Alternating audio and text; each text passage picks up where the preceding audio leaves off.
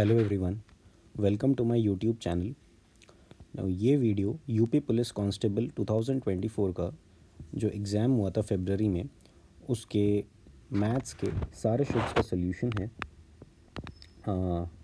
I hope you will like this video, so let's move forward. So a brief introduction about me. I am a BTech graduate and I have cracked various government exams like bank PO and state government exams. Then I have qualified SSC CGL and prelims for around 4 to 5 times, and I also have the experience of how to crack an exam along with job while working, as you have to manage time along with your job. Now, since I have a passion for teaching, I am here to share my insights and experiences, my tricks to solve the questions in the minimum possible time.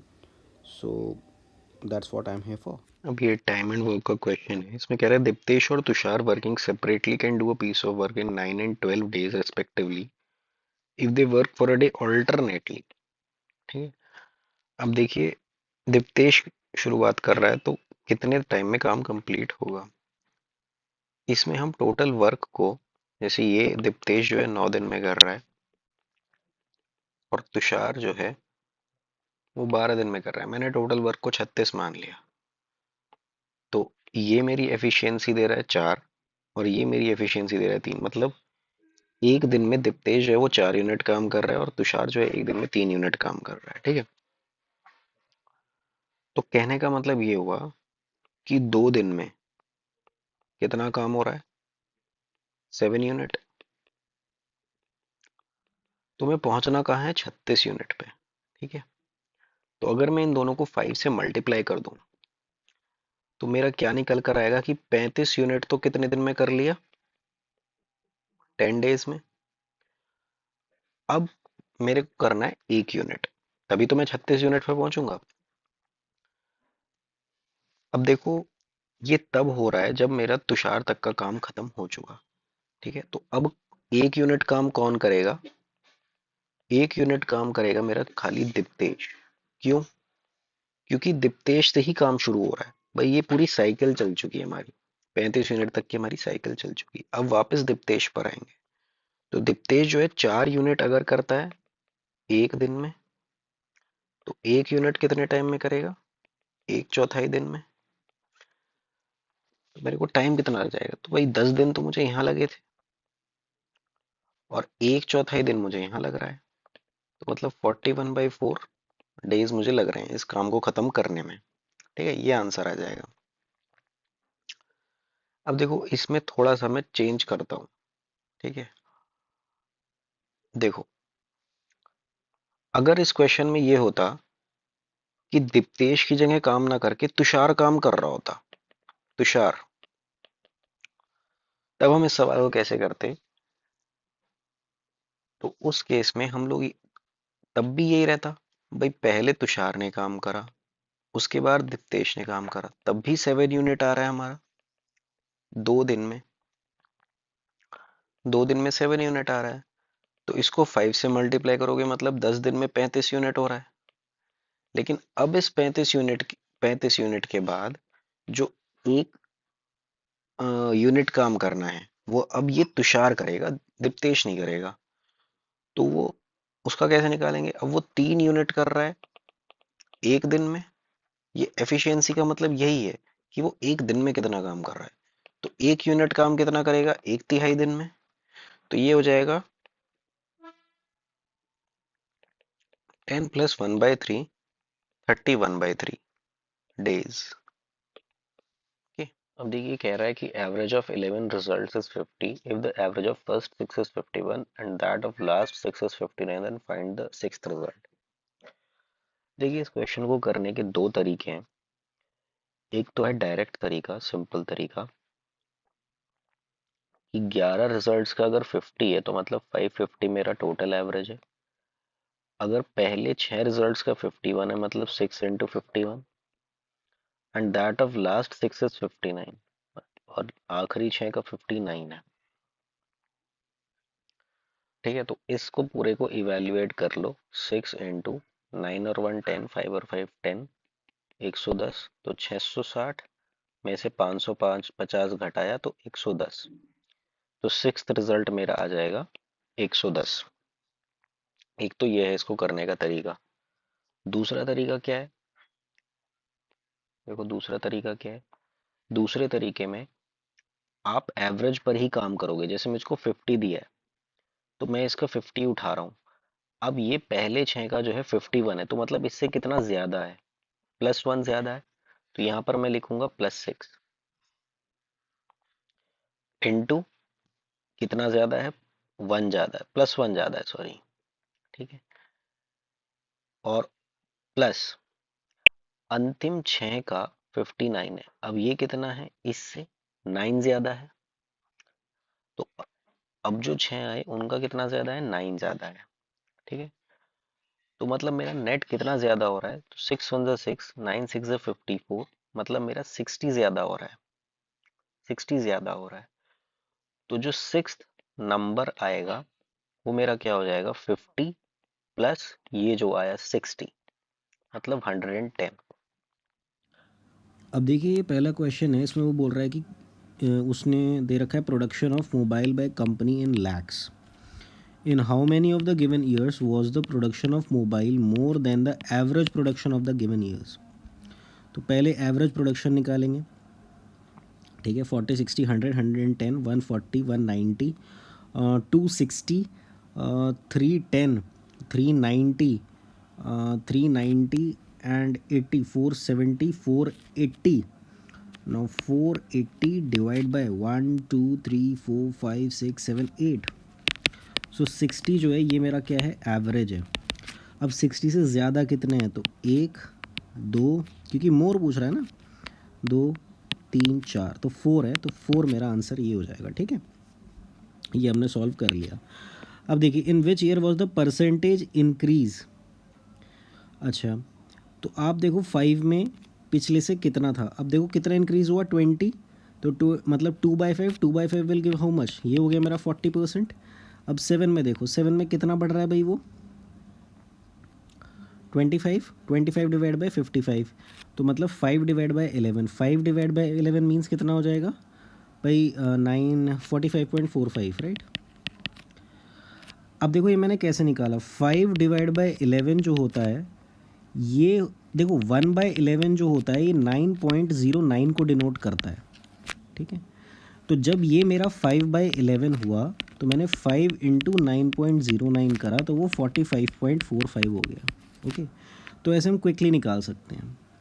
अब 2002 में क्या हुआ? उससे पहले 15, 15/30, 1/2 मतलब 50%। ठीक है, 2003, 2003 में 2002 की अपेक्षा कितना बढ़ा? 20 बढ़ा, तो 20 डिवाइड बाय 45 मतलब हाँ, तो ये अब देखो 1, जिस तरह से 1/11 ही होता है, मैं इसको भी, मुझे 1/9 का भी मुझे परसेंटेज पता होना चाहिए। 1/9 का परसेंटेज होता है 11.11, तो इसी तरह से 4/9 का परसेंटेज क्या हो जाएगा? 44.44%। तो ये मेरा आ जाएगा 44.44%। अब वो पूछ रहे हैं इसमें मैक्सिमम किसका है, तो मैक्सिमम है 2002 का, तो यही मेरा हो जाएगा आंसर।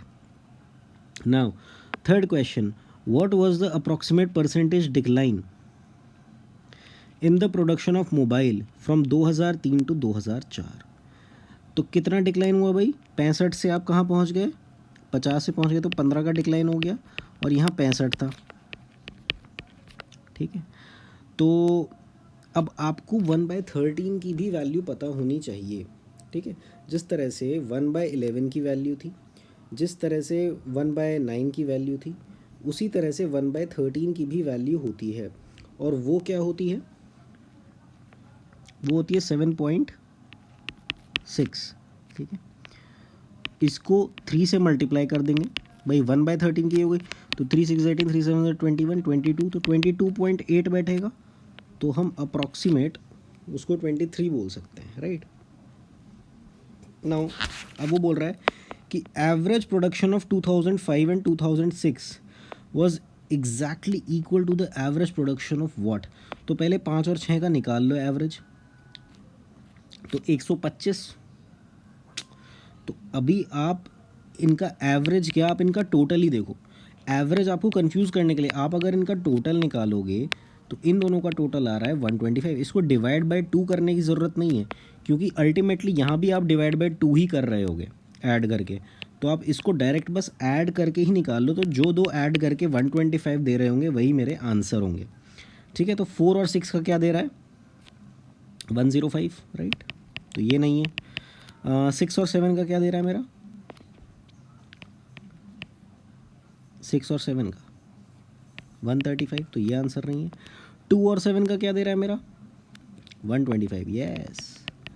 तो यही मेरा आंसर है। ठीक है, what was the approximate percentage increase in the production of mobile in 2008 as compare to 2001। तो 30 से आप कहाँ जा रहे हो, 85 पर जा रहे हो। तो कितना परसेंट इंक्रीज़ हुआ। अब देखो परसेंट इंक्रीज़ निकालना कोई बड़ी बात नहीं है। आप क्या करो, 85 माइनस 30 डिवाइड बाय 30।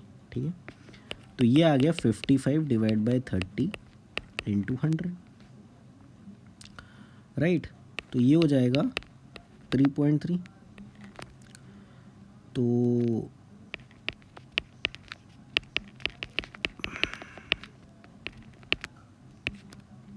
ओके, तो ये 181 समथिंग इतना बैठ रहा है, तो ये आ जाएगा। ओके, ये आ जाएगा। अब देखिए प्रीवियस क्वेश्चन में कुछ परसेंटेज चेंज की हमें ज़रूरत पड़ी, तो कुछ फ्रैक्शंस होते हैं जिनके हमें परसेंटेज में क्या डिनोट करेंगे वो याद रखना चाहिए। फॉर एग्जांपल 1/3 मेरा 33.33% को डिनोट करता है। ठीक है, देन 1/6 मेरा क्या करता है, 16.66% को डिनोट करता है। 1/7 मेरा क्या करता है, 14.28% डिनोट करता है।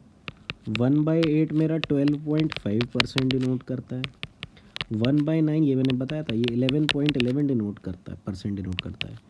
देन 1/11 मेरा क्या करता है, ये मेरा करता है 9.09% डिनोट।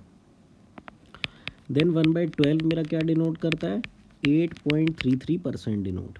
ठीक है, और 1/13 मेरा क्या डिनोट करता है, 7.69% डिनोट। ठीक है, और 1/15 मेरा क्या करता है, 6.66%। एंड 1/16 मेरा करता है 6.25%। ये इम्पॉर्टेंट है, इसमें अक्सर गलती कर जाते हैं कि 1/16 को 6.66 लिख देते हैं और 1/15 को 6.25, बट ये ऐसे है। ठीक है, तो अगर वो हमसे ऐसे ये पूछता है कि 4/11 बताओ, तो हमें क्योंकि 1/11 पता है कि वो 9.09 है, तो 4/11 क्या हो जाएगा, 36.36। Okay, so this is the concept. अब देखिए जैसे ये क्वेश्चन है, इसमें बोल रहा है कि ये क्यूबॉइड है जिसकी डायमेंशन ये है, अपोजिट फेस जो है ये येलो हैं, ये रेड हैं, ये ग्रीन है। जब इस तरह से क्यूबॉइड को या कह लो क्यूब को हम छोटे छोटे टुकड़े क्यूब्स में काटते हैं, ठीक, और जब हम ये पूछते हैं कि 3 फेसेस कलर्ड कितने होंगे, तो 3 फेसेस कलर्ड का हर बार एक कॉमन आंसर आता है और वो आता है 8। तो 3 फेसेस कलर्ड का वो कभी भी पूछ ले, आपका कॉमन आंसर आना चाहिए 8। ओके, अब देखिए जैसे ये क्वेश्चन है कि दो नंबर जो हैं वो इस रेशो में हैं और अगर उनका HCF 13 है। अब अगर दो नंबर हैं, एक नंबर A है एक नंबर B है, अगर उनका HCF 13 दे रखा है ना, इसको भूल जाओ। अगर HCF 13 है तो वो नंबर इस टाइप का होगा कि 13 के टाइप का होगा K1 और 13 K2 टाइप का होगा। K1 कुछ भी हो सकता है। अब वो बोल रहा है कि 13:9 है। ठीक है, 13:9 है, तो एक तरह से ये समझो कि ये K1 और K2 की वैल्यू है। तो ये आ गया 13 और ये आ गया 9। तो हमारा जो लार्जर नंबर हो गया ये आ गया 13 इंटू 13 169। अब देखिए इस क्वेश्चन में वो बोल रहा है कि salary of Rohan and Soham are in the ratio of 2:3। ठीक है, if the salary of each is increased by 2000 तो प्रेजेंट रेशियो इतनी हो जाएगी। अब देखो अब प्रेजेंट रेशियो जो हो जाएगी वो ये हो जाएगी, राइट। अब इसमें हम लोग डायरेक्टली ये नहीं कह सकते कि 2 से 40 तक जाने में 2000 लग गया, नहीं। हम ऐसा इसलिए नहीं कह सकते क्योंकि इनके बीच का गैप जो है वो इक्वल नहीं है। जहाँ पर इनके बीच का गैप 1 है, वहीं यहाँ का गैप जो है वो 17 है। तो अब अगर गैप इक्वल नहीं है तो हम गैप इक्वल बनाएंगे। अब कैसे गैप इक्वल बनाएंगे? इसमें 17 की मल्टीप्लाई करके। अब जब 17 की मल्टीप्लाई करेंगे तो मेरा नया रेशो हो जाएगा 34:51 और ये वाला मेरा रेशो हो जाएगा 40:57। तो अब दोनों जो हैं वो सेम 2000 से बढ़ी, तो यहाँ पर जो गैप आया 51 से 57 जो आया, तो मतलब 6 यूनिट की वैल्यू मेरे किसके बराबर हो गई? 2000 के बराबर हो गई। तो सोहम की प्रेजेंट सैलरी जो होगी वो 51 को डिनोट करेगी। तो 51 क्या होगा वो मुझको निकालना है, तो वो आएगा 51 इंटू 2000 डिवाइड बाई 6। ओके, तो 17,000 will be my answer. Okay, अब वो तो था एक तरीका और शॉर्ट तरीका। अब अगर तुम्हें लॉन्ग मेथड से अगर देखना है तो इसमें ऐसे भी हम लोग कर सकते हैं, बट वो जनरली रिकमेंड नहीं करूँगा मैं। कि जैसे इनिशियली 2x है, मैंने इसमें 2000 रुपीज़ बढ़ाए, ठीक है। फिर मेरा 3x हो गया, मैंने इसमें फिर 2000 रुपीज़ बढ़ाए। तो अब मेरी रेशो जो आ गई वो 40:57 आ गई। अब प्रेजेंट सैलरी निकालनी है, मतलब मेरे को 3x की वैल्यू निकालनी है। ओके, तो इसको कैलकुलेट मत करो। 2x into 57 plus 2000 into 57 is equal to 3x into 40 plus 2000 into 40। तो ये क्या आ जाएगा? ये क्या आ जाएगा यार? 7 2 14, 2 5 10, 114x। और ये क्या आ जाएगा? 120x। तो ये क्या आ जाएगा? 6x। अब यहाँ से ये सब ट्रैक करोगे तो यहाँ आ जाएगा 2000, और ये 57 में से 40 करोगे कितना आ जाएगा? 17। तो ये 6x की वैल्यू। हमें क्या निकालना है? हमें 3x निकालना है, क्योंकि वही सोहम की सैलरी है एट प्रेजेंट। तो इसको 2 से डिवाइड कर दो, डिवाइड बाई 2। तो ये क्या आ जाएगा? 1000 इंटू 17, मतलब 17,000। तो एक तरीका ये हो जाएगा। अब देखिए, इस तरह के क्वेश्चन में वो बोल रहा है कि एक संख्या को 119 से विभाजित करने पर 19 रिमाइंडर बचता है, यदि इसे 17 से विभाजित किया जाए तो क्या शेष बचेगा? देखिए, बेस्ट तरीका इसको करने का ये है कि जो शेष बच रहा है आप उसी को वो नंबर मान लो। यार 19 को अगर आप 119 से विभाजित भी करोगे आपके पास 19 बचेगा, ठीक है। लेकिन अगर फिर उस 19 को मैं 17 से विभाजित करूँगा ना, तो 17 एकम 17, तो क्या बचेगा? 2 बचेगा रिमाइंडर। तो यही मेरा आंसर हो जाएगा। बहुत सिंपल ऐसे हो जाता है। अब जैसे इसको सिंप्लीफाई करना है, ठीक है, तो यहाँ से पहले डेसिमल जो है ये रिमूव कर लो, ये हट गया। अब 1728 है, ठीक है, और 36 इंटू 2 कितना हो जाएगा? 72। अब 12 6 72, नो सॉरी 72 हो गया, और 72 इंटू 2 144। तो 1728 डिवाइड बाई क्या इज इक्वल टू 144? तो 1728 divide by 144 is equal to x.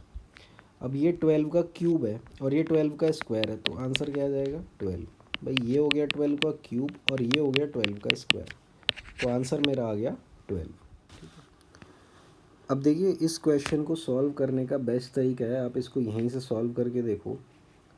जैसे यहाँ पर आप इसको ज़ीरो मानो, आपको यहाँ 8 चाहिए, तो यहाँ पर 0 है, यहाँ पर 2 है, इसका मतलब मेरा लास्ट डिजिट 6 आ रहा होगा कुछ, डेसिमल का थर्ड प्लेस।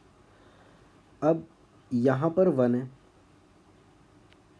यहाँ पर 9 और 1 क्या हो जाएगा? 10 हो जाएगा। अब मुझे 1 चाहिए, तो मैं 11 से 1 ला सकता हूँ, तो मेरे को यहाँ 1 चाहिए। जैसे ही मेरे ये दो आए, मेरे दो ऑप्शन कट गए, ये और ये मेरे कट गए। अब आंसर इन दोनों में से, तो आप यहाँ दोनों ए में 116 तो ही। अब आप इसमें देखो जाके कि डेसिमल से मैं इधर आ रहा हूँ लेफ़्ट हैंड साइड में, कि ये मेरा 8 है। अब ध्यान से देखना, कि ये मेरा 8 है, मेरे को 8 चाहिए यहाँ पे, राइट। तो 8 9 10 तो है मेरे पास। अब 8 कैसे आ सकता है? जब मेरा 18 होगा तो 8 मैं यहाँ लिखूँगा और 1 मेरा ऊपर जाएगा, तभी 8 हो सकता है। तो यहाँ पर 8 कौन दे रहा है? यही दे रहा है, तो यही मेरा आंसर है। अब देखिए, जैसे ये क्वेश्चन है तो इसको करने का 2 तरीके हैं। पहला तरीका, जैसे एवरेज ऑफ 6 नंबर्स इतना है तो मैं 6 नंबर्स का निकाल लूँगा। 2 का एवरेज 3.2 है और 2 का 3.55 है ना। तो मुझे बचे हुए 2 का निकालना है, ठीक है। तो कैसे इसको सॉल्व कर लो?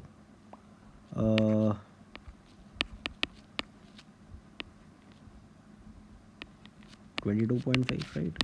ये आ जाएगा 6.4, ये आ जाएगा 7.10 और ये आ जाएगा 2x। तो 6.4 और 7.1 क्या आ जाएगा? 13.5। तो यहाँ से 13.5 आप हटा लो, कितना आ जाएगा? 9। तो 9 की वैल्यू अगर 2x आ जाएगी तो x की वैल्यू 4.5 आ जाएगी। ये मेरा आंसर हो गया।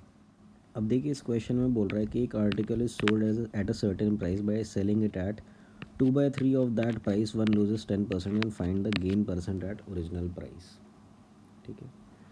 तो मैं ये कह रहा हूँ कि मैंने मान लो इसकी कॉस्ट प्राइस को 100 मान लिया, तो अब वन लूजेस 10%, मतलब सेलिंग प्राइस मेरी 90 हो रही है। कब हो रही है ये? जब मैंने उसको 2/3 से बेचा, मतलब जब उसका पहले 3K था, तो जब 2 हुआ तो 2 मेरी 2/3 ऑफ दैट प्राइस, मतलब 2 मेरा 90 को कॉरस्पॉन्ड कर रहा है, तो मेरा 3 कितने को कॉरस्पॉन्ड करेगा? ठीक है, 3 जो है ये मेरी एक्चुअल सेलिंग प्राइस है और 2 मेरी वो है जो मेरी अब हो गई करंट में। तो मेरी 2 जो है वो 90 के बराबर हो गई, तो एक्चुअल मेरी क्या निकल जाएगी? ये 135 हो जाएगी, राइट। तो मेरा गेन परसेंट कितना हो गया? 35%। अब देखिए, कंपाउंड इंटरेस्ट का क्वेश्चन है। इसमें बोल रहा है sum of money amounts to इतना आफ्टर 3 ईयर्स एंड टू इतना after 6 years on compound interest, find the approximate sum. तो मान लो सम ऑफ मनी P था, तो वो 3 साल बाद क्या कर रहा है? 4460 कर रहा है, और 6 साल बाद कितना हो रहा है? 6690 हो रहा है, मतलब यहाँ के 3 साल बाद, राइट। तो इसका बेस्ट तरीका निकालने का ये होता है कि 6690, अब देखो इसमें हो क्या रहा है, इसमें आपका प्रिंसिपल जो है उस पर कुछ ना कुछ इंटरेस्ट लगा, ठीक है, चक्रवर्ती कंपाउंड इंटरेस्ट लगा, और वो वैल्यू मतलब प्रिंसिपल प्लस अमाउंट मेरा ये बैठ रहा है, ठीक है। अब फिर वो कह रहा है कि अगर 6 साल लगेगा तो मेरा ये बैठ रहा है, ठीक है, प्रिंसिपल प्लस इंटरेस्ट। तो इसको करने का तरीका ये होता है कि हम रेशो बनाते हैं। अब चूंकि ये 3-3 साल के लिए ही हैं, तो इनके रेशोज़ जो होंगे आपस में वो बराबर होंगे। कहने का मतलब ये है कि अगर मैं जो मेरा इसके लिए प्रिंसिपल है, उसी तरह से मैं प्रिंसिपल मान लूँगा इसके लिए। तो 6690 divide by 4460 is equal to 4460 divide by P, ठीक है। तो मेरा P का कैसे निकालूंगा मैं? 4460 इंटू 4460 डिवाइड बाई 6690, ठीक है। अब देखिए, इसको करने का तरीका है 3 2 6, 3 2 6, 3 3 9 एंड 3 1 3, 3 4 12, 3 8 24, 3 6 18 और ये 20 आ जाएगा, राइट। तो ये आ रहा है 2 6 12, 2 8 16 17, 2 4 8 9, 2 1 2। तो ये लगभग कुछ ऐसा आ जाएगा, तो आंसर मेरा बी आ जाएगा इसमें। अब देखिए, ये पार्टनरशिप का क्वेश्चन है कि इन्होंने बिजनेस एक शुरू किया है, और वो कह रहा है twice of P capital is equal to thrice of Q capital, है ना, and Q capital is equal to 4 times of R capital. ठीक है। तो आप इसमें अगर r की वैल्यू को 1 रख दो, या r की वैल्यू को आप अगर if you put r is equal to 3, तो ये 4 3 से 12 हो जाएगा। Then q will become 12, then p will become, भाई 4 टाइम्स करोगे तो हाँ है ना, तो ये 6 हो जाएगा, राइट, 18 हो जाएगा। आप चाहो तो देख लो भाई, आप इसको r रख रहे हो, 4 3 सा क्या हो रहा है, 12 हो रहा है, तो q की वैल्यू 12 आ गई, 12 3 से 36 एंड 36 डिवाइड बाई 2 18। तो r का शेयर आपको बताना है, तो 18 12 30 33, तो 33 की वैल्यू क्या है 27500, और r का शेयर बताना है, मतलब आपको 3 की वैल्यू बतानी है, तो 11 to 2500, राइट, तो 2500 आ जाएगा आंसर। अब देखिए, जैसे ये सवाल है कि 4 बॉयज़ और 6 girls can do a piece of work in 10 दिन, while 6 boys and 4 girls can do the same work in 8 days. तो 4 बॉय और 2 गर्ल कितने टाइम में काम करेंगे। देखो, वो ये बोल रहा है कि 4 boys and 6 girls can do a piece of work in 10 days, तो मैंने ये कर दिया। अब काम तो उतना ही है, काम तो उतना ही रहा, तो मैं इसे इक्वल कर दूंगा कि जितना 6 लड़कों ने और 4 लड़कियों ने करा, इनटू कितने दिन तक करा, 8 दिनों तक, तो ये दोनों बराबर हो जाएंगे। अब जब तुम इसको सिंप्लीफाई करोगे, ये आ जाएगा तुम्हारा 40 बॉयज़ और यहाँ 48 बॉयज़, तो यहाँ 8 बॉयज़ बच जाएगा। ये आ जाएगा तुम्हारा 60 गर्ल्स, और ये तुम्हारा कितना आ जाएगा 32 गर्ल्स। तो 32 में से 16 जाएंगे, कितना आएगा, नहीं सॉरी, 60 में से 32 माइनस होंगे, राइट, तो ये 28 आ जाएगा। ठीक है, तो अब बॉयज़ और गर्ल्स की तुम्हें रेशो मिल गई, तुम्हें B/G मिल गया 7:2।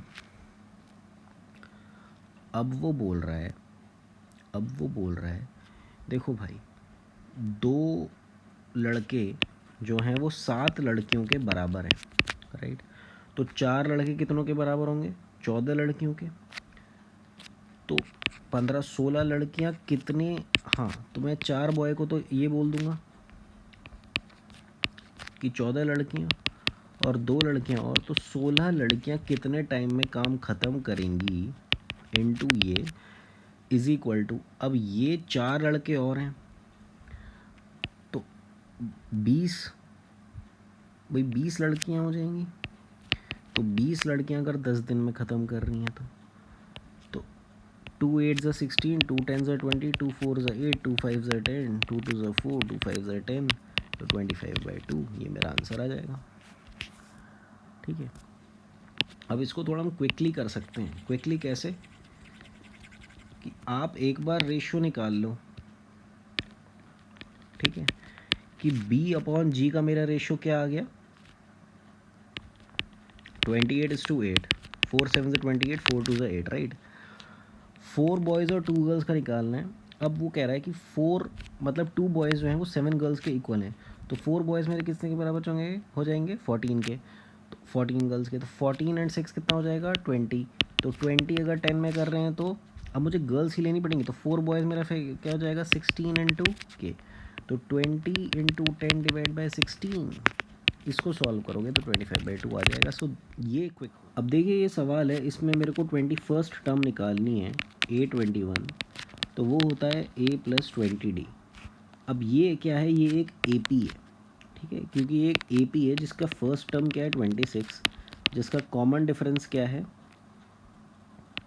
-6, तो A + 20 इंटू 6, तो 26 माइनस 120, राइट, तो ये आपको क्या दे देगा 90। अब देखिए, इस क्वेश्चन में एरिया ऑफ सर्कुलर फील्ड इतने हेक्टेयर दिया हुआ है, cost of fencing it at the rate of 3.2 rupees पर मीटर।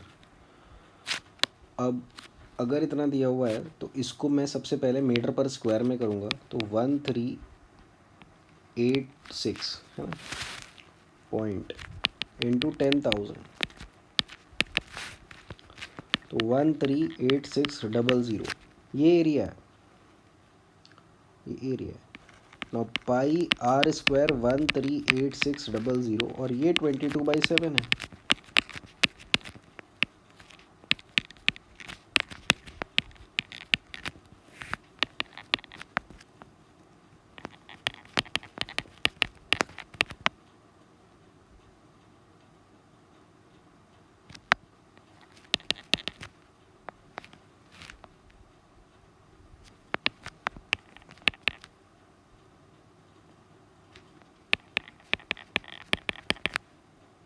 तो रेडियस 210 हो जाएगा।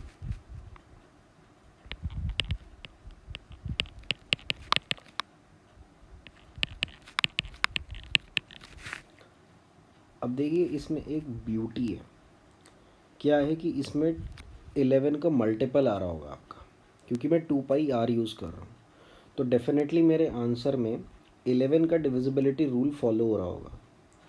तो क्या इसमें हो रहा है 8 9 5 6 7 8? नहीं हो रहा है। इसमें हो रहा है भाई 2 और 1 3 6 7 8 9, इसमें भी नहीं हो रहा है। क्या इसमें हो रहा है 8 और 8 16 और 5 11? हाँ इसमें हो रहा है। क्या इसमें हो रहा है? हाँ इसमें भी हो रहा है। तो इन दो में से मेरा एक आंसर है। अच्छा, क्या मैं कुछ और सोच सकता हूँ?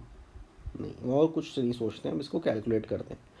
नहीं तो एक आ जाता तो तुम्हारा काम बन जाता, पर ये दोनों ऑप्शन नहीं है, हम इतना गेस कर सकते हैं।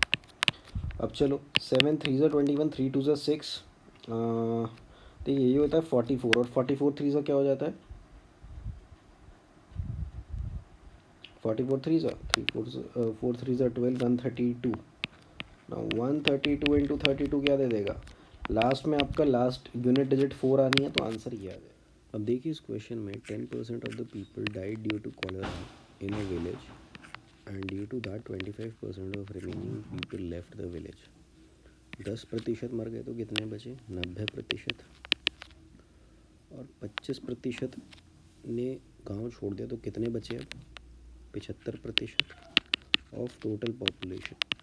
और ये कितनी होगी? 2025। तो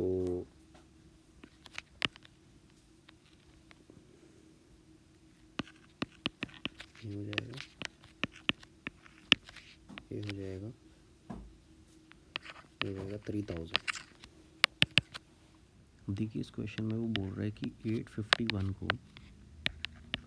हम लोग इस रेशियो में बांट रहे हैं। तो वो बोल रहा है कि फर्स्ट पार्ट क्या है।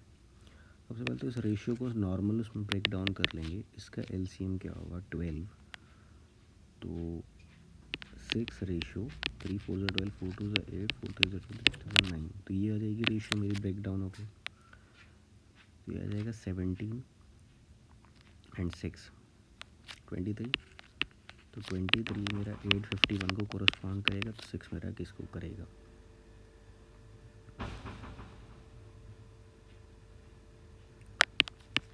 तो 3 7,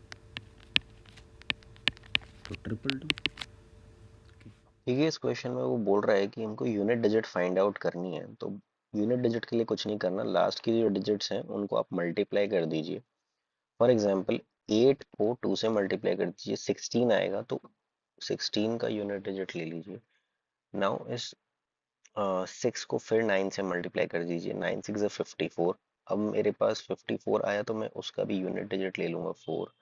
अब इस 4 को इस लास्ट 4 से मल्टीप्लाई कर दीजिए, तो ये आ जाएगा 16। तो मैं इसका यूनिट डिजिट ले लूंगा, इसका मतलब मेरा यूनिट डिजिट आ गया 6। अब देखिए इस क्वेश्चन में वो बोल रहा है कि by selling 33 metre of cloth one gains the selling price of 11 metre, find the gain percent. देखो इसको करने का एक तरीका तो ये है कि अगर वो जैसे गेन कर रहा है, मतलब उसको प्रॉफिट 11 मीटर का हो रहा है, तो 33 selling price is equal to 11। Gain कर रहा है तो selling price minus cost price कर देंगे, तो ये जाएगा 22 सेलिंग प्राइस और 11 कॉस्ट प्राइस। माइनस को इग्नोर करना, तो selling price upon cost price की वैल्यू मेरे पास ये आ जाएगी। ठीक है, और मेरे को क्या निकालना है? Profit percent, right. तो selling price minus cost price upon cost price मतलब 1/2 मतलब 50%। तो एक तरीका तो ये हो गया, this is the long method. अब देखो डायरेक्ट तरीका कैसे होगा। जब भी इस तरह की लैंग्वेज में आपको दिया हुआ हो और वो गेन कर रहा हो on the selling price, one gain the selling price of 11 metre, तो ये जो 11 आएगा ये मेरा न्यूमरेटर में आ जाएगा, मतलब ये मेरा प्रॉफिट हो गया। ठीक है, प्रॉफिट हो गया या लॉस हो गया, जो भी वो दे, डिवाइड बाय, और नीचे मुझे क्या लिखना होता है,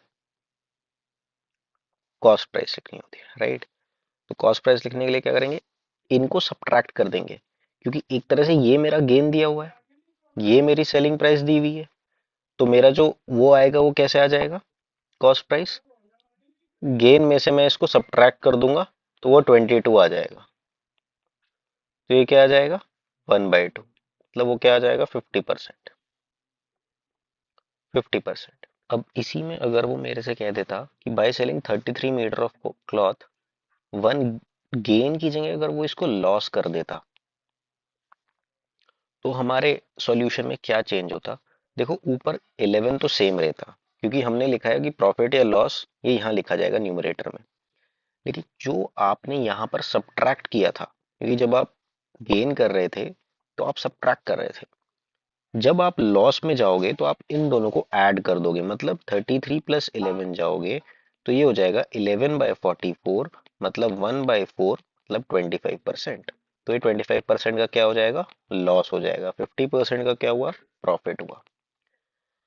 अब इसी क्वेश्चन में एक चेंज और होता है, अगर वो हमें ये कह दे कि by selling 33 metre of cloth one gains the selling price, नहीं, वो यहाँ पे कॉस्ट प्राइस बोल दे, वहां पर यहाँ पर ये कॉस्ट प्राइस बोल दे ऑफ 11 मीटर्स, तब हम क्या करेंगे, तो देखो क्या करा जाता है, तब भी ये न्यूमरेटर में जाएगा, मेरा न्यूमरेटर में मेरा क्या जाएगा, 11, 11, और ये जो है exact as it is denominator में जाएगा, मतलब हमें कुछ सब्ट्रैक्ट नहीं करना, कुछ ऐड नहीं करना, सिंपली 1/3, 33.33% का गेन आ जाएगा। ठीक है, तो ये इसका आंसर रहेगा। तो ये इसमें दो या तीन टाइप ऑफ क्वेश्चंस हैं जो हमसे पूछे जा सकते हैं, हमने ये सारे टाइप कवर कर लिए हैं। तो अब इसे सॉल्व कर लेंगे। ये आ जाएगा 100 प्लस 15 7 से 105, 100 प्लस 17 6 112 एंड 100 प्लस 182, राइट। तो ये हो गया 205 डिवाइड बाय 212 डिवाइड बाय 282, और ये सब 34950 है। इसका मतलब इन सब का एडिशन 996, ये 34950 होगा। तो अब मुझे बताना है कि मेरा 205 जो है, क्योंकि वही पी है, तो ये किसको कोरस्पॉन्ड करेगा, और वही मेरा आंसर होगा। तो आप अगर देखो कि इसका अगर मैं डिवाइड बाय 2 कर दूं, तो मेरा 349.5 आएगा भाई, 2 3 6, 2 4 8, 2 9 18, तो वो 349.5 आएगा। तो इसका भी अगर मैं बाय 2 कर दूं यहाँ पे, तो मेरा आ जाएगा 2 1 2, 2 2 4, तो 102.5। तो इसमें दो जीरो चिपकाओगे तो ये आ जाएगा, इसमें दो जीरो चिपकाओगे तो ये आ जाएगा 10250, तो ये मेरा आंसर आ जाएगा। अब देखिए जैसे ये क्वेश्चन है, इसमें वो बोल रहा है P Q R started a business each investing 20,000, after 5 months P withdrew 5,000, Q withdrew 4,000, R invested at the end of the year, total profit इतना था, तो शेयर ऑफ पी बताना है। अब देखो इसको करने का बेस्ट तरीका है, इसको थोड़ा रिड्यूस करो कैलकुलेशन को। कैसे, एक तो यहाँ जो नंबर ऑफ जीरोज हैं उन्हें हटाओ, वो काफी दिक्कत कर रहे हैं, तो ये 3 जीरोज यहाँ से हटाते रहो। ठीक है, अब हर एक ने 20 इन्वेस्ट किया, ठीक है, तो 5 महीने बाद पी ने जो है 5 रुपए विड्रॉ कर लिए, तो 5 महीने तक तो ये चला, उसके बाद 15 रुपए चले, कब तक, eight the end of the year बोल रहे हैं, तो 12 महीने होते हैं, तो 7 महीने उसने ये करा, 15 रुपए इन्वेस्ट किए। उसके बाद अब क्यू ने भी, भाई क्यू ने जो है 5 महीने तक ये करा, और उसके बाद 4 रुपए विड्रॉ कर लिए, मतलब 16 रुपए बचे 7 महीने तक के लिए, ठीक है। और 5 ही महीने बाद आर ने क्या करा, इन्वेस्ट करा 6 रुपए, तो 20 रुपए से तो करा ही था। अब आर ने 6 रुपए और ज्यादा इन्वेस्ट कर दिए, मतलब 26 कर दिए। अब eight the end of the year total profit जो था वो 34950 रहा। ये पी है, ये क्यू है, ये आर है। अब देखिए इस क्वेश्चन में कह रहा है कि sum was put at simple interest at a certain rate for 3 years, had it been put at 2% higher rate, it would have fetched 420 more। तो इस क्वेश्चन का करने का बेस्ट तरीका ये होता है कि जैसे आपको प्रिंसिपल निकालना है, ठीक है। तो ये आप इसमें देखो कि अगर उसको 2% रखते ज्यादा तो वो 420 मुझे ज्यादा देता, तो हम ज्यादा वाले केस पर ही कंसिडर करेंगे। अब वो 2% अगर तुम्हें देता तो कितने टाइम के लिए देता भाई, 3 साल के लिए। तो मतलब मेरा नेट इंटरेस्ट जो बैठता, जो मेरा रेट बैठता वो 6% रेट, तो 6% रेट जो है वो मेरे को 420 रुपया ज्यादा दे देता। तो 6% हो गया भाई 6/100, ये मेरे को 420 देता। तो मेरा प्रिंसिपल कैसे निकलेगा, 4 6 7 42 77,000। तो ये मेरा प्रिंसिपल हो गया। तो इसको करने का बेस्ट तरीका यही है कि जितना आपको दे रखा है कि भाई मान लो कितने परसेंट हायर दे रखा है, उसको मल्टीप्लाई कर दो कितने साल के लिए है, और जितना वो ज्यादा दे रहा है उसके इक्विवेलेंट रख दो। मतलब वो जो होगा वो उस सम को, मतलब जितना वो ज्यादा हो रहा है उसको रिप्रेजेंट करेगा। तो जितना ज्यादा हो रहा है उसको रिप्रेजेंट करेगा, तो उसी की हेल्प से हम उसका 1% जो है वो हम, मतलब 1 यूनिट की वैल्यू हम निकाल लेंगे। वो जो 1 यूनिट होगा वही उसका क्या रिप्रेजेंट कर रहा होगा, प्रिंसिपल। ओके। देखिए ये बड़ा सिंपल सा क्वेश्चन है। 14, ये एपी सीक्वेंस दे रखी है। फर्स्ट टर्म इसकी 14 है, कॉमन डिफरेंस इसका -4 दिया हुआ है, और 14th टर्म पूछ रहा है। तो A14 क्या हो जाएगा, ये हो जाएगा A प्लस 14 - 1 × D, मतलब A + 13D। तो A कितना है 14, और 13 × -4, तो 14 - 52, राइट। तो कितना दे देगा, -38। और ये क्या हो जाएगा आंसर। देखिए इस क्वेश्चन में बोल रहा है कि अगर वो 60 मिनट में 20 किलोमीटर कवर कर रहा है, इसका मतलब यही तो हुआ। तो वो 500 मीटर मतलब 0.5 किलोमीटर कितने मिनट में करेगा। तो ये हमने सिंप्लीफाई कर लिया। तो ये हो गया, ये 20 this into this upon this, तो ये 23 ज़ा 3 5 ज़ा 15, 1.5 मेरा आंसर आ जाएगा, 1.5 मिनट। ओके। अब देखिए इस क्वेश्चन में वो बोल रहा है कि imports were minimum proportionate to the exports of the company in the year. अब ये जो इन्होंने दे रखा है, ये इंपोर्ट अपॉन एक्सपोर्ट दे रखा है, ठीक है। तो एक्चुअल में जिसकी वैल्यू सबसे कम है वही होगा। तो आप देखो कि सबसे कम वैल्यू किसकी है, इसकी है, तो यही आंसर हो जाएगा, ठीक है। अब देखो इससे अगला क्वेश्चन है कि if the imports in 2004 were 240 crore and the total exports in the year 2004 and 5 together were 500 crore, तो ये कितने थे, मतलब इंपोर्ट्स कितने हैं 2005 में। अब देखो 2004 में जो हमें लिख रखा है इंपोर्ट अपॉन एक्सपोर्ट, ये कितना दे रखा है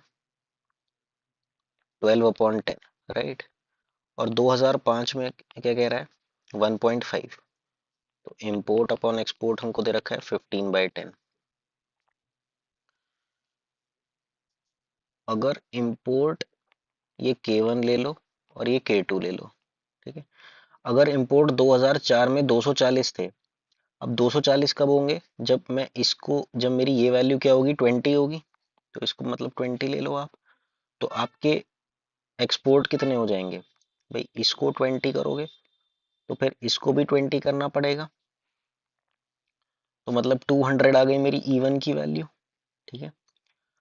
अब टोटल एक्सपोर्ट कितना है, 500 करोड़ है, और E1 मेरा 200 आ गया, तो मेरा E2 कितना आ गया, 300। और अगर E2 300 है तो मेरा K2 की वैल्यू क्या आ गई, 30। और अगर K2 की वैल्यू 30 आ गई तो वही 30 मैं यहाँ पुट करूंगा, तो 15 3 से क्या आ जाएगा, 450। तो मेरा आंसर क्या हो जाएगा, 450 करोड़। अब देखिए इस क्वेश्चन में वो बोल रहा है कि how many of the given years were the exports more than imports. अब देखो हमें दे रखा है इम्पोर्ट अपॉन एक्सपोर्ट, तो जिस भी जो भी ये रेशियो डेसिमल में होगी, मतलब जो भी 1 से कम होगी, लेसर देन 1 होगी, वही मेरा आंसर होगा। ठीक है, अगर इम्पोर्ट अपॉन एक्सपोर्ट 1 होता तब ठीक है, बराबर होते। अगर import upon export lesser than 1 है, इसका मतलब क्या हुआ कि इम्पोर्ट क्या है, कम है, और एक्सपोर्ट जो है ज्यादा है। तो ऐसा कहाँ कहाँ हो रहा है, 1 में, 2 में, 3 में और 6 में, तो मतलब 4 साल में।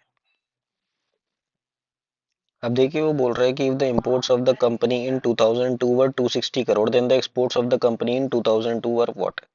तो 2002 में इंपोर्ट अपॉन एक्सपोर्ट कितना आ रहा है, 8/10। तो अगर इंपोर्ट जो है वो हमारा 260 करोड़ है, तो हमारा एक्सपोर्ट कितना होगा, तो 8 3 24, 8 2 16, 8 5 40, तो 325 करोड़। ठीक है, 325 करोड़। अब वो बोल रहा है कि what was the percentage increase in imports from 2003 to 2004। अब 2003 में देखो, 2003 की हमें रेशियो पता है, मतलब 3/10। ये है इम्पोर्ट, ये है एक्सपोर्ट। फिर हमें 2004 की रेशियो पता है, वो क्या है, 1.2, वो है 12/10, वो है I2/E2। अब लेकिन हम इसमें इंपोर्ट कितना इंक्रीज कर रहे हैं ये हम बता नहीं सकते। क्यों नहीं बता सकते, क्योंकि ये हमें एज रेशियो पता है, हमें एग्जैक्ट वैल्यू नहीं पता। तो जब तक हमें एग्जैक्ट वैल्यू नहीं पता, तब तक हम कितना इंक्रीज हो रहा है वो हम बता नहीं सकते। तो इसमें हम लोग बोलेंगे डेटा इनएडिक्वेट। ठीक है, अब देखिए जैसे ये क्वेश्चन है, इसमें वो बोल रहा है कि two numbers are in the ratio 3:5, and if 6 is subtracted from each, the new numbers are in the ratio 9:17। तो स्मॉलर नंबर क्या होगा, स्मॉलर नंबर हमारा 3 के प्रोपोर्शन में, तो वो ये होगा। अब देखिए इसका एक तरीका तो ये होगा कि 3x में से मैंने 6 सब्ट्रैक्ट किया, वो 9 हो जाएगा। 5x में से मैंने 6 सब्ट्रैक्ट किया और वो मेरा 17 आ गया। फिर मल्टीप्लाई कर देंगे कि 51x माइनस 102, 45x 54। तो ये आ जाएगा 6x is equal to -54 + 10 64, sorry -54 + 102।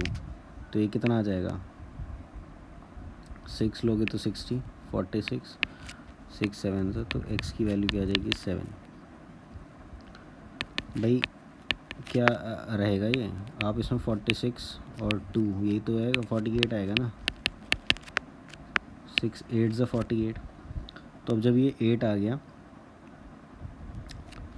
तो 24 आ जाएगा, राइट, क्योंकि 3x आएगा तो 24 आंसर आ जाएगा। तो एक तो ये तरीका हो गया, ये हो गया गंदा तरीका, बहुत लॉन्ग मेथड। अब इसको अगर शॉर्ट तरीके से करना है तो कैसे करेंगे, जो बेस्ट तरीका जो असली में होना चाहिए। देखो 2 नंबर इस रेशियो में है, अब वो कह रहा है मैंने 6 दोनों में से सब्ट्रैक्ट करना है, मतलब इसमें से सब्ट्रैक्ट करना है। तो यहाँ पर अगर तुम गैप देखोगे तो 6 का गैप है, और यहाँ पर अगर तुम देखोगे तो किसका गैप है, कितने का गैप है, यहाँ 12 का गैप है। तो ये गैप अलग अलग है।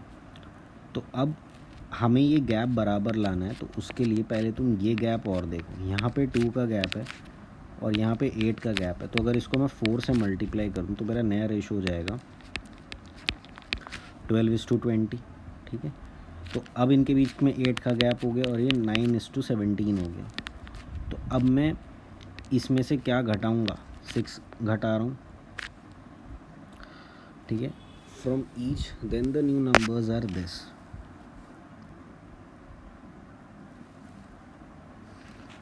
तो अब वास्तव में कितना घट रहा है, 3 आ रहा है, तो 3 किसके बराबर है, 6 के बराबर है, राइट।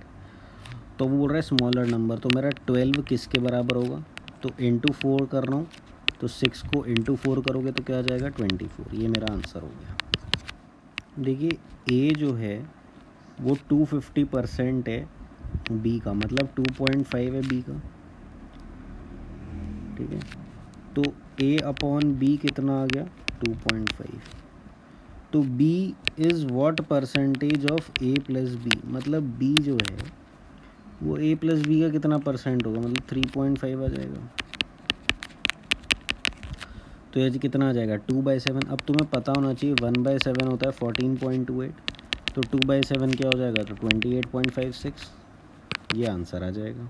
अब देखिए इस क्वेश्चन में वो बोल रहा है कि divide 1301 between Mihir and Dipesh so that the amount after 7 years is equal to the amount Dipesh after 9 years, the interest being compounded at 4% per annum. अब देखो मिहिर का प्रिंसिपल को मैं एम मान रहा हूँ, ठीक है।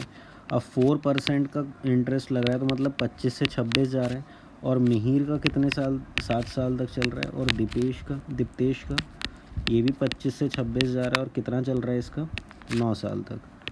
तो अगर मैं ये ले लूँ कि m इज़ इक्वल टू कि m upon D is equal to 26/25 और इसका स्क्वायर आ जाएगा, तो मिहिर का और दीप्तेश का जो है वो 676 डिवाइड बाई 625 हो जाएगा। अब इन दोनों का सम कितना हो जाएगा, 1301, मतलब इसी यही जो है इनका सम है। तो मिहिर के पास कितना है, 676। अब देखिए इस क्वेश्चन में बोल रहा है अभिषेक, बिमल और चिन्मय जो है वो पार्टनरशिप में आते हैं। अभिषेक जो है वो 3 times as much as Bimal invest करता है, और बिमल जो है 2/3 ऑफ चिन्मय इन्वेस्ट करता है। अब देखिए अभिषेक, बिमल और चिन्मय ये 3 लोग आ गए।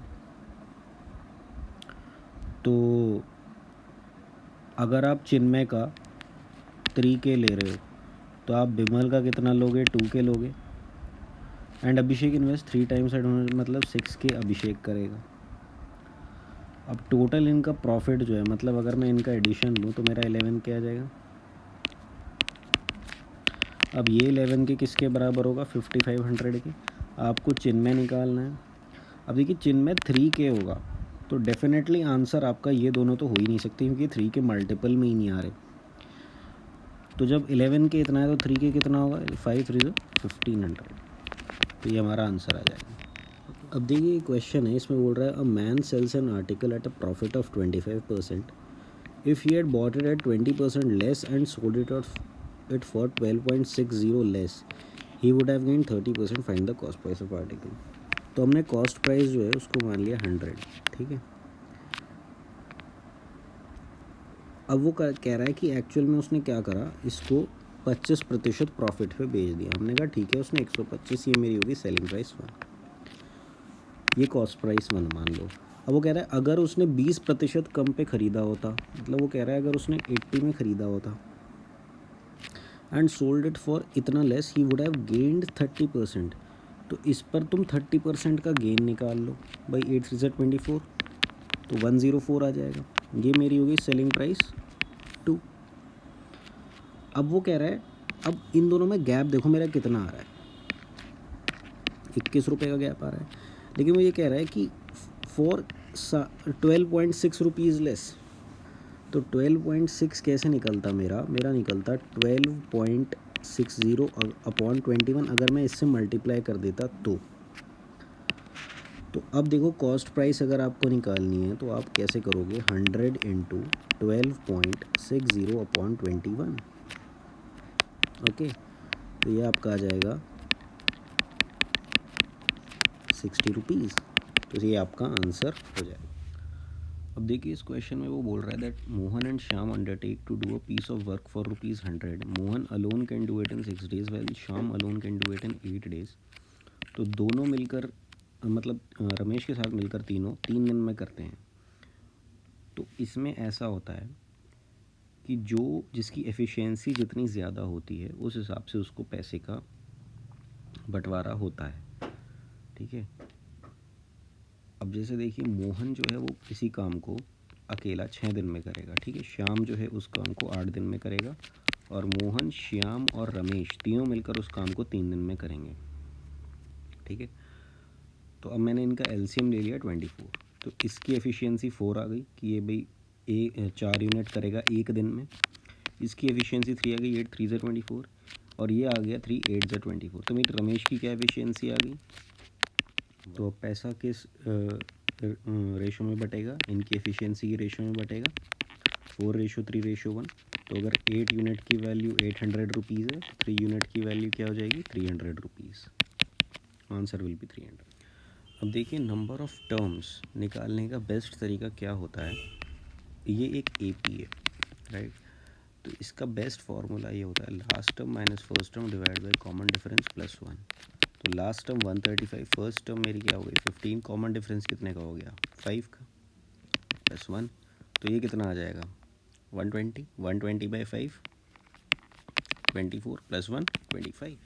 अब देखिए इसमें उसने लेंथ और ब्रेथ की रेशियो दे रखी है और एरिया लॉन का ये दे रखा है। तो 6k² इसका वो हो जाएगा एरिया, और ये 600 हो जाएगा। तो k² कैसे आएगा 100, तो k की वैल्यू क्या आ गई 10 यूनिट। तो अब देखिए 30 तो ऑप्शन में है नहीं, तो इसलिए 30 के नॉट बी दी आंसर। तो इन्होंने ब्रेथ यही मानी होगी, तो इसलिए 20 जो है आंसर आ जाएगा। ठीक है, 2k हो जाएगा ना, तो 20 आंसर आ जाएगा। देखिए इसमें कह रहा है cyclist covers distance of 900 metre. तो इसको मीटर पर सेकंड में निकाल लो पहले। इसकी स्पीड इज इक्वल टू क्या होता है, डिस्टेंस अपॉन टाइम। तो 900 अपॉन 2 मिनट मतलब कितना हो गया 120, 120 और 30 150, 150 सेकेंड हो गए। तो 15 6 90, तो ये आ गया 6 मीटर पर सेकेंड। अब इसी को मुझे क्या करना है, किलोमीटर पर आवर में निकालना है। तो 6 × 18/5। देखो मीटर पर सेकेंड से अगर किलोमीटर पर आवर में जाना हो तो 18/5 से क्या करते हैं, मल्टीप्लाई करते हैं। और किलोमीटर पर आवर से अगर मीटर पर सेकेंड में जाना हो तो क्या करते हैं, मल्टीप्लाई बाय 5/18। ओके, तो ये कितना आ जाएगा 8 6 48, 6 1 6 108/5, 5 2 10, 5 1 5, 5 6 30, इतने किलोमीटर पर आवर, ये आंसर। अब देखिए इस क्वेश्चन में कह रहा है of the 3 numbers second is twice the first and is also thrice the third. कहने का मतलब ये, अगर मैं सेकंड नंबर को 6 मान लूँ तो मेरा फर्स्ट नंबर क्या हो जाएगा 3 and it is thrice the third, तो ये मेरा 2 हो जाएगा। If the average of 3 numbers is 66। अब इनका एवरेज निकालो, 6 7 8 9 10 11, तो 11k/3 इज 66। ठीक है, स्मॉलेस्ट नंबर निकालना है, मतलब 2k की वैल्यू आपको फाइंड आउट करनी है। तो इधर से k की वैल्यू क्या आ जाएगी 18, तो 2k की वैल्यू क्या आ जाएगी 36। ये मेरा आंसर। अब देखिए इस क्वेश्चन में वो क्या कह रहा है कि what is the average of candidates who appeared from state D during the given years.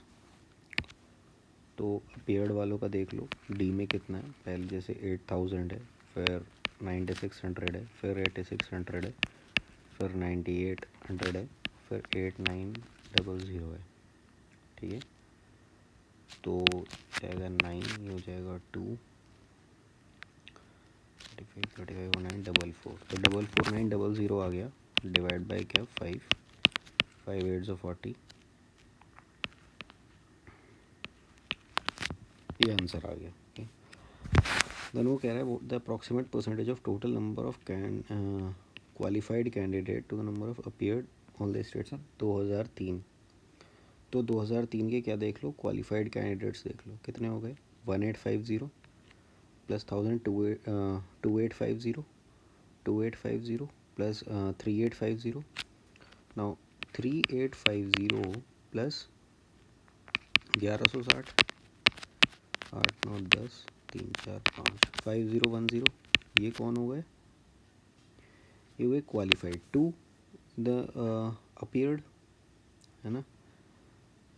तो अपीयर्ड कितने हो गए, 6 3 18, 22 23 24 4 2 2, then 8 to the 16 and 7 to the 14, so that makes it 30 30 32 32 and 9 41, right। तो ये आ जाएगा 414 एंड 00। अब 4140 हो गया 10%, ठीक है। और 4 से 2 4 से 8 4968, ओके 4968। और अगर मैं 828 और कर लूँ 7 8 9, तो सबसे जो मतलब करीब इसमें आ रहा है, मतलब ये 12% तक करने पर मेरा ये आ रहा है। तो सबसे ज़्यादा जो नियरेस्ट है, क्योंकि वो अप्रॉक्सीमेट पूछ रहा है, तो वह 12%। सो माई 12% विल बी माई आंसर। अब इससे नेक्स्ट क्वेश्चन में देखिए, total number of candidates qualified from all the states in 2001। Now qualified from in 2001 will be what, 15 16 16 and 7 25 2500, and this will be what 1700, and this will be what 120। 4320 is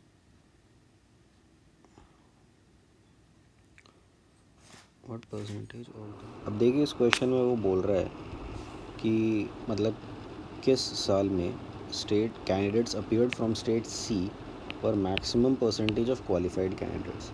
तो state C के अब option में 1 3 4 5 में से दे रखा है, तो हम 2 को कंसिडर नहीं करेंगे। आप बस 1 के देखो, सी के क्वालिफाइड कैंडिडेट्स कितने हैं, 750/6200। और 3 के कितने, 860/7600। और 4 के कितने, 4 के हैं 1000/8550, ठीक है। और 5 के कितने, 1200/9700, राइट। तो अब ये लगभग कितना हो जाएगा यार, 620 तो ये हो जाएगा, और 124 ये हो गया, और लगभग 6.2 ये हो गया। तो lump sum you can say 12, this becomes 12, तो 0.1%, ठीक है। अब ये कितना हो रहा है, अब देखो 760 तो ये हो गया। अब क्या ये 2 जा रहा है, 2 6 12, 2 7 14 एंड 1 15, 7 8 9। तो ये 12%, तो ये लेसर देन 12% है, तो ये मेरा आंसर नहीं हो सकता। अब ये देखो ये कितना बैठ रहा है, ये 10% हो गया, एंड 85.5 180, तो ये भी लेसर देन 12% होना चाहिए, क्योंकि ये 12% में ये 1035 जा रहा है, तो 1000 जो है लेसर देन 12% होगा। अब देख लीजिए लास्ट जो कि है 1200/9700, तो अब 970 हो गया कितना, 10%। 194 मेरा कितना हो गया, 1164। तो ये डेफिनेटली 12.1% से ज़्यादा हो रहा है, क्योंकि 1200 जाने में हमें ज़्यादा वो लगेगा, ठीक है। तो मेरा आंसर क्या आ जाएगा, 2005। देखिए ये पज़ल टाइप क्वेश्चंस हैं मैथ्स के, इसमें कुछ इन्फॉर्मेशन दी हुई है कि ये क्वालिफ़िकेशन होंगी तो कंपनी जो है हायर करेगी। इनके अलावा अगर ये ना हो तो ये हो, तो केस क्या होगा, प्रेसिडेंट को रेफ़र होगा। और अगर डी ना हो और ये हो, तो केस जो होगा वो जीएम को रेफ़र होगा। और ये सारे केस 1 मई 2006 डेटेड हैं। तो पहला वो ये कि वो ग्रेजुएट होना चाहिए, फिर कि वो भाई 21 साल से 25 साल तक के बीच का होना चाहिए, सिलेक्शन टेस्ट में 55% होने चाहिए, 50,000 का डिपॉजिट उसको देना चाहिए। तो अब देखते हैं, देखो पहले क्या कह रहा है कि Diptesh has appeared for the last semester of engineering degree exam. इससे क्या पता चलता है वो एक इंजीनियरिंग ग्रेजुएट नहीं है। तो इसमें देखा था कि अगर ए ना हो but has appeared for the last semester exam, तो वो यही बोल रहा है कि has appeared for the last semester exam and has obtained an aggregate of minimum 65% marks. तो एग्रीगेट स्कोर क्या है उसका, 75%। तो ये क्वालिफाई, ये वो कर रहा है इसको सेटिस्फाई। अब ही इज़ जस्ट कम्प्लीटेड 21 साल, 21 साल कंप्लीट तो हो चुके, तो मतलब ये भी ठीक है, इसको भी कर रहा है सेटिस्फाई। ये स्कोर 66% मार्क्स, तो कितने चाहिए थे, 55% मिनिमम चाहिए थे, तो 66% ये भी हो जाएगा। एंड इज़ रेडी टू पे 50,000 डिपॉजिट, तो डिपॉजिट भी, तो सारी कंडीशन मेरी फुलफ़िल अगर हो रही हैं और इसमें ये हो रहा है, तो केस कहाँ जाएगा, प्रेसिडेंट ऑफ द कंपनी के पास, राइट। तो इसका आंसर हो जाएगा to be refer to the company president. Okay, अब देखिए अगले सवाल में वो बोल रहा है कि माही जो है वो एक आईटी इंजीनियर है, पासड आउट है, और 2003 में पास आउट हुआ था विद 68% मार्क्स। तो ठीक है कि भाई 2003 में अगर वो पास आउट हुआ था, इंजीनियरिंग ग्रेजुएट है विद एटलीस्ट 60, तो ये इसको कर रहा है। After getting the engineering degree he has done MBA with specialisation in finance. तो इसके विषय में हमें कोई ऐसी डिटेल दे नहीं रखी, तो ठीक है, करे ना करिए, एडिशनल इन्फॉर्मेशन है। She has clear the selection test with 60% marks.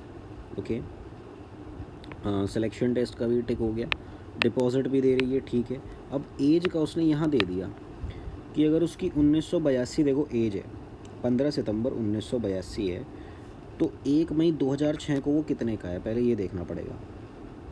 अब देखो, तो 15 सितंबर 2000 को वो कितने साल का हो गया, 8 साल का हो गया, है ना।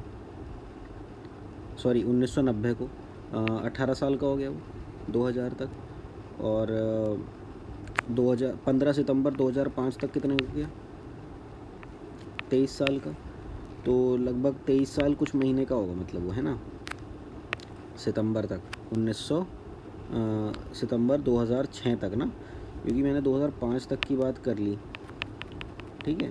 2005 तक इतने का होगा, तो 6 तक कितने का होगा, 24, तो 24 साल कुछ महीने का होगा। तो ये भी कंडीशन सेटिस्फाई हो रही है, तो अगर सारी हो रही हैं सेटिस्फाई, तो क्या हो जाएगा, सेलेक्ट हो जाएगा। What percentage of the total number of candidates qualified from all the states together in 2002? So 2002 में qualified कितने हो जाएंगे, तो 2000 3000, now 3250 and 9 to 18 1900, तो 1910, 9 10 11 3 4 5 5160।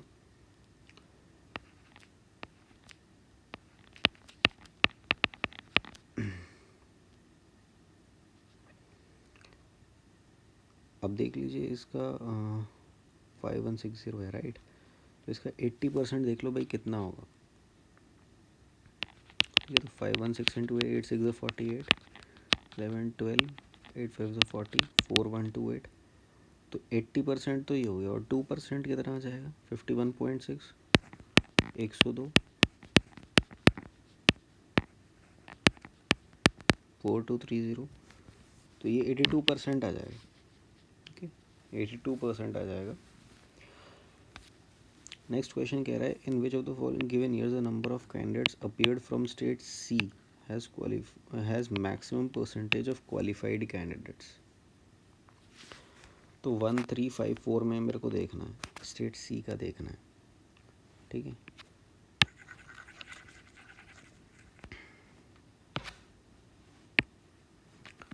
अब 1 में कितना आ रहा है,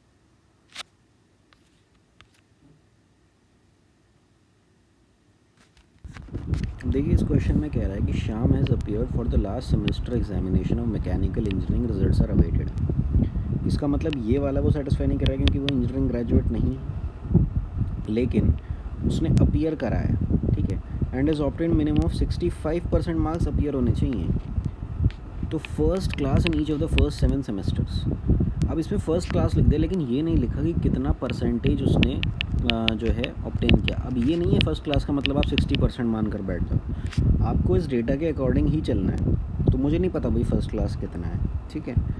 तो ये कंडीशन सेटिस्फाई नहीं हो रही है। जैसे ये कंडीशन सेटिस्फाई नहीं हो रही है, आप आगे का पढ़ लो कि सेकंड, चलो ये वाली हो रही है, एज वाली हो रही है, डिपॉजिट वाली हो रही है, सिलेक्शन टेस्ट वाली हो रही है, लेकिन फर्स्ट कंडीशन तो नहीं हो रही है ना, तो डेटा इनएडिक्वेट आ जाएगा, ठीक है भाई। अब देखिए वो कह रहा है कि Shreya has passed out chemical engineering degree in June 2005 with 79% marks.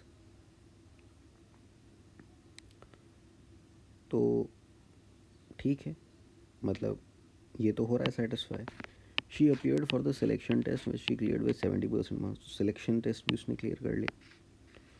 Date of birth 28 जून 1983 है, तो 17 साल 5 साल 22 साल कुछ महीने, मतलब ठीक है, ये भी सेटिस्फाई हो रहा है। शी इज़ नॉट इन, अब देखो वो 50,000 पे नहीं कर रही है, तो अगर 50,000 नहीं पे कर पा रही है तो उसके लिए ये था, but is at least 25,000 and is obtained 70% marks in engineering degree. तो ये 25,000 से ज़्यादा 30,000 कर रही है डिपॉजिट, और इंजीनियरिंग डिग्री इसने 79% मार्क्स से क्लियर करी है। तो अगर ये सब केस है तो क्या होगा, जीएम के पास रेफ़र होगा केस। ठीक, अब देखिए वो बोल रहा है कि निलय एक इलेक्ट्रिकल इंजीनियर है जो इसने कि एग्ज़ाम पास कर लिया है 2003 में, और 21 साल का था जब वो 76% डिग्री एग्ज़ाम में। तो ठीक, ये टिक हो गया। 72% सिलेक्शन टेस्ट में, ठीक है, सिलेक्शन टेस्ट वाला टिक हो गया। He can pay the amount of 50,000 at deposit, ठीक है, ये भी हो गया। अब नॉट लेस देन 21 साल, भाई 1 मई 2000, अब 2003 में अगर वो 21 साल का था तो 2006 में 24 का होगा, या 24 पॉइंट कुछ कुछ का होगा, तो ये भी टिक हो रहा है। ठीक है, तो क्या हो जाएगा, ये सेलेक्ट हो जाएगा। अब देखिए इस क्वेश्चन में वेरियस कंडीशंस दी हुई हैं कि एडवांस मिले फार्मर को 10 लाख का, तो उसके पास ये कंडीशन होनी चाहिए, और अगर ए नहीं है तो ये हो, डी नहीं है तो ये हो। अब देखिए जैसे वो बोल रहा है कि Raman has obtained a recommendation letter from the panchayat pradhan, तो ठीक है, ये वाला पॉइंट टिक हो गया। ही हैज़ 7 एकड़ ऑफ कल्टिवेबल लैंड, ठीक है, ये हो गया। And can produce collateral of 5 lakhs, collateral of 8 lakhs, sorry, है ना, एटलीस्ट 8 लैक्स का था, तो 8 लाख का वो कोलेट्रल कर रहा है। He was born and does not loan, तो आउटस्टैंडिंग लोन भी नहीं है। अब तुम्हें बर्थ का देना है 1 दिसंबर 2005 तक, वो 50 से ऊपर नहीं होना चाहिए। तो 4 जुलाई 1955 को वो आया, जन्मा।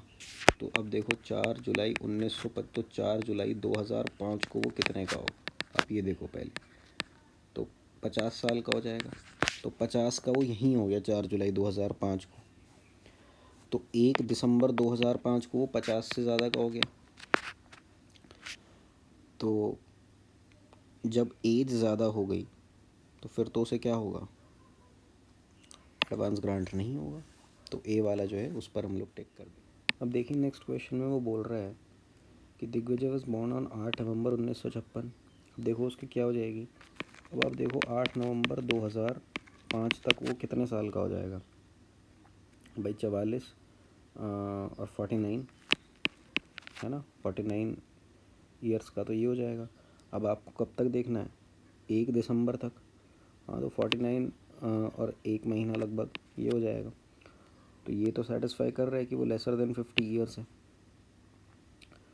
देन ही इज़ ऑब्टेंड, तो ये भी कर रहा है कि ऑब्टेंड अ लेटर, ठीक है, ये हो गया रिकमेंडेशन लेटर। ही हैज़ 4 एकड़ ऑफ कल्टिवेबल लैंड। तो अब देखिए यहाँ पर एटलीस्ट 5 होना चाहिए। आगे का देखो, 8 लाख का कोलेट्रल वो प्लेज कर रहा है, ठीक है, he has no outstanding loan, ये भी टिक हो रहा है। अब ये देखो 4 एकड़ ऑफ कल्टिवेबल लैंड है, यहाँ 5 होना चाहिए था, लेकिन but is able to cultivate more than 1 crop on each piece of land, ठीक है।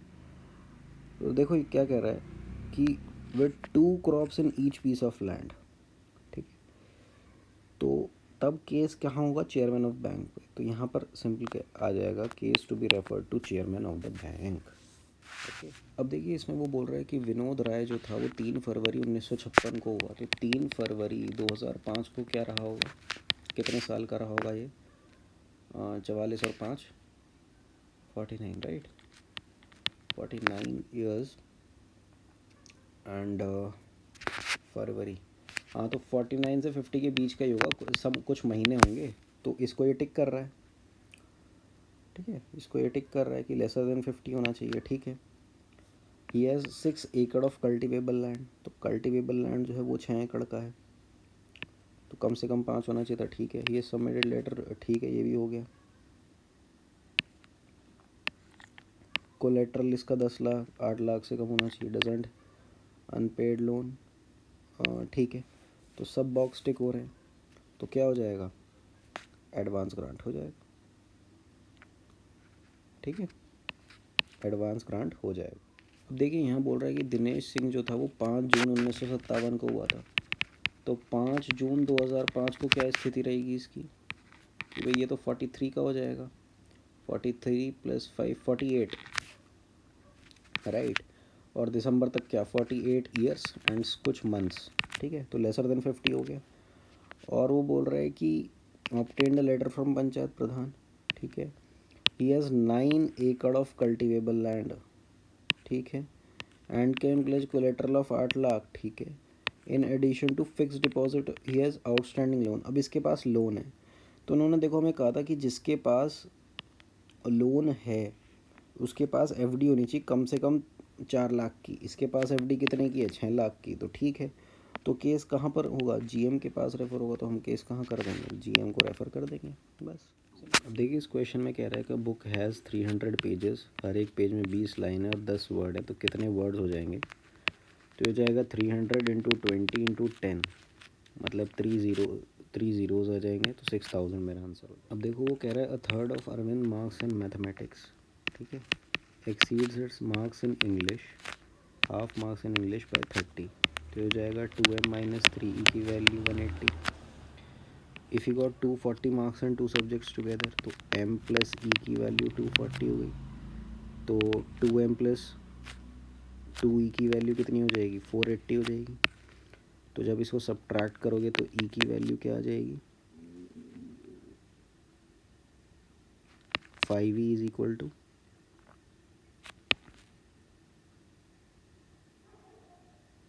सब्ट्रैक्ट होगा ना, तो 300 हो जाएगा, तो e की वैल्यू क्या आ जाएगी, 60।